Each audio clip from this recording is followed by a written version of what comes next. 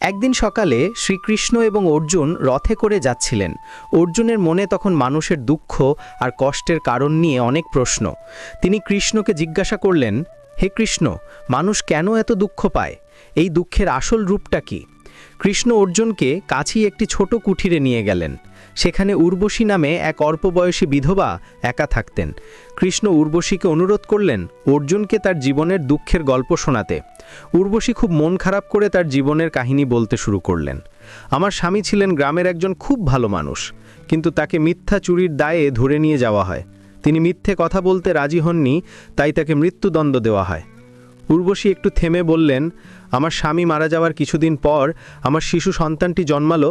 তাকে নিয়েই আমি বাঁচতে চেয়েছিলাম, কিন্তু 6 মাস পর একদিন বাইরে থেকে ফিরে দেখি একটি বিষাক্ত সাপ আমার ছেলেকে কামড়ে দিয়েছে। আমার সবচেয়ে বড় ভরসাও চলে গেল। অর্জুন এই কথা শুনে খুব কষ্ট পেলেন।